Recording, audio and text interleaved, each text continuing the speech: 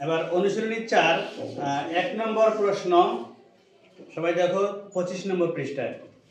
নিচের বাক্যগুলোকে গাণিতিক বাক্যে প্রকাশ করো এবং খোলা বাক্য ও গাণিতিক বাক্য শনাক্ত করো।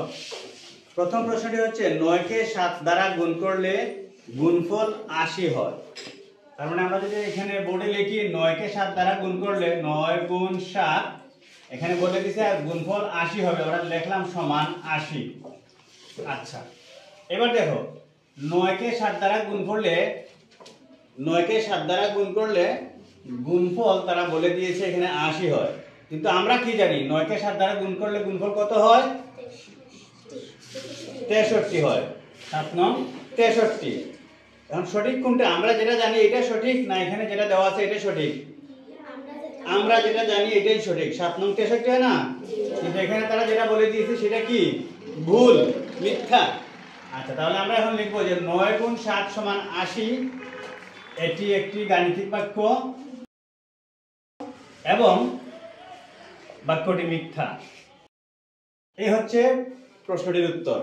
ঠিক আছে, পরের প্রশ্ন হচ্ছে 42 থেকে ক বিয়োগ করলে। এখানে ক বলতে যে কোনো একটা অজানা সংখ্যা, সংখ্যাটা লেখছে না তারা, সংখ্যা না লিখে বলে দিয়েছে ক। 42 থেকে ক বিয়োগ করলে 35 হয়। তার মানে আমরা এটাকে লিখবো এইভাবে 42 বিয়োগ ক সমান 35।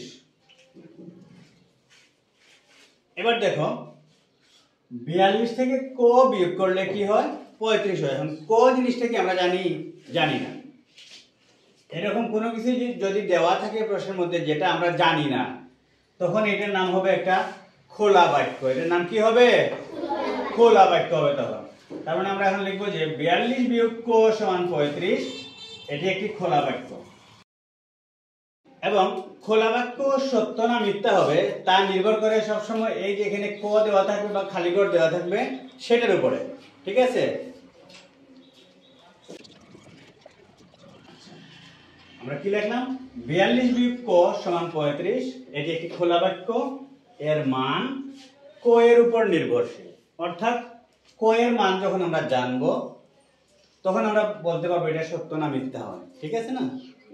অর্থাৎ এই খোলা বাক্যটি এখানে খালি করে কি হবে বা ক এর জায়গায় কি হবে সেটার মান যখন আমরা জানতে পারবো তখনই এটা সত্য মিথ্যা আমরা নির্ণয় করতে পারবো। বুঝা গেছে? এবার আসি পরের প্রশ্নে। 120 কে 40 দ্বারা ভাগ করলে ভাগফল 3 হয়।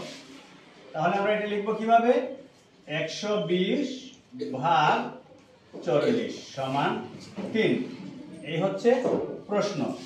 আমরা কি জানি 120 কে 40 দিয়ে ভাগ করলে কত হয়? আমরাও জানি 120 কে যদি 40 দিয়ে ভাগ করি ভাগফল 3 হবে। অর্থাৎ 3 40 এ 120 হয়। তাহলে এখানে যা দেওয়া আছে তা কি সত্য। ঠিক আছে না? 120 ভাগ 40 সমান 3, এটা কি সত্য না মিথ্যা? সত্য। তাহলে আমরা এটা সত্য মিথ্যা বুঝতে পারতেছি। এটি একটি গাণিতিক বাক্য। আমরা এই প্রথমটার মধ্যে লিখে নিব এটি একটি গাণিতিক বাক্য এবং বাক্যটি সত্য। এই হচ্ছে 1 নম্বর প্রশ্নের উত্তর। এবার তোমরা খাতা